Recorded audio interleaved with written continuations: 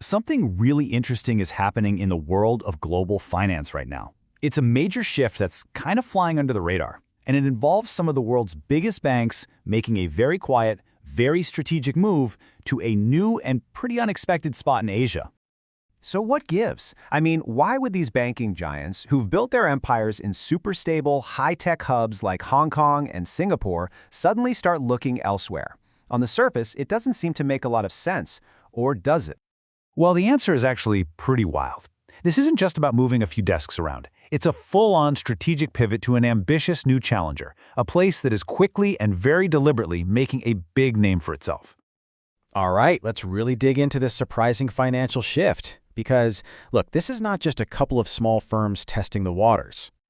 No, we're talking about a major, calculated trend here. I mean, some of the biggest names in banking are methodically moving money, talent, and even whole divisions to a new destination that offers a totally different and, as it turns out, a very compelling set of advantages. And where are they all going? Well, that brings us to India's GIFT City. This is the heart of the story, so it's time we all got properly introduced.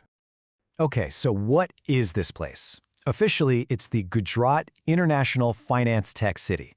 A bit of a mouthful, right? That's why everyone calls it GIFT City. But here's the best way to think about it. It's not really a city in the normal sense. It's more like a special economic bubble with its own rules, its own regulator, and one huge, audacious goal: to become a top-tier global hub for finance. And this right here, this quote, really hits the nail on the head. The ambition is just massive. They're not trying to be just a regional player. The goal is to go head-to-head with the established giants of Asian finance to offer a powerful alternative for international business. So you gotta ask, what's the secret sauce here? What's the magnetic pull convincing these financial behemoths to take such a big leap? Well, it really boils down to 4 key advantages that are, frankly, pretty hard to ignore. First up, and this is a big one, the money. GIFT City is offering banks a full 10-year tax holiday on certain income. Let me say that again, a decade of zero taxes. For a global bank, that is an almost irresistible incentive that you just won't find anywhere else. And this right here, this is another huge piece of the puzzle. Let's grade it down.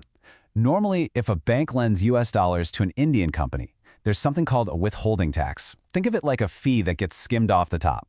It can be 10, even 15%. In GIFT City, it's zero. Gone. That makes loans cheaper for Indian businesses and way more profitable for the banks. It's a total win-win. Second, it's about going where the growth is. It's simple, right? Banks follow the money. And right now the action is absolutely in India. Its economy is one of the fastest growing in the world, which means there's a massive demand for loans and investment. These banks want a front row seat. Third, it's all about cutting through the red tape. You know how banks usually have to deal with complex rules? Well, GIFT City has its own regulator built to be fast and flexible. That is a massive deal. And fourth, it's just simple economics. Costs are rising in the traditional hubs, and GIFT City offers this fresh, high-growth, and way lower-cost alternative. The business case just makes sense. Okay, so the incentives are obviously powerful, but is this all just talk? Are the big players actually moving in and putting their money where their mouth is? Let's take a look. Oh yeah, they are. And we are not talking about small shops here. We are talking about the absolute titans of global banking. You've got HSBC, Japan's biggest bank, MUFG, Standard Chartered. I mean, look at this list. JP Morgan, Citi, Deutsche Bank, Barclays. It's literally a who's who of the financial world, and they've all set up major operations here. And listen, they're not just setting up fancy offices. They are doing some serious business. Get this.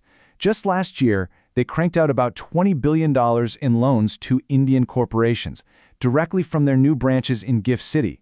That is a wild number for a hub that's so new. Now, to really put that $20 billion in perspective, that single amount accounts for more than a third of all US dollar loans that global banks made to Indian companies. A third. That is a huge slice of the pie that has already shifted to this one new city. So, here's the really crucial takeaway. This isn't just some local Indian success story. The rise of GIFT City is sending ripples across the entire financial map of Asia, and honestly, the whole world. So what does this all boil down to? Well, for one, India is seriously stepping up as a global finance player. It also means that the old guards, Hong Kong and Singapore, have some real, hungry, new competition on their hands. And for businesses in India, it means cheaper, faster access to money. We are literally watching a new balance of financial power take shape right before our eyes. But of course, it's not all smooth sailing. I mean, trying to build a world-class financial center from the ground up, that comes with some pretty big challenges. Yeah, to really go toe-to-toe with a powerhouse like Singapore, the infrastructure has to be absolutely top-notch, and that's a constant work in progress.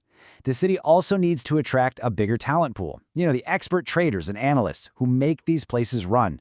And maybe the most important thing, those stable, predictable regulations that brought the banks in, they have to stay that way. Any hint of instability, and these banks could get nervous.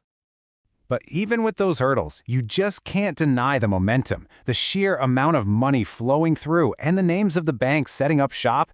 It shows that confidence in GIFT City's future is real, and it's growing. And so that leaves us with the big, multi-trillion-dollar question, doesn't it? We're seeing the birth of what could be a new giant in global finance. The incentives are there, the big players have bought in, and the economic winds are at its back. The only question left is, can it really fulfill its massive ambition to become Asia's next great financial capital? The race is officially on, and you can bet the whole world is watching.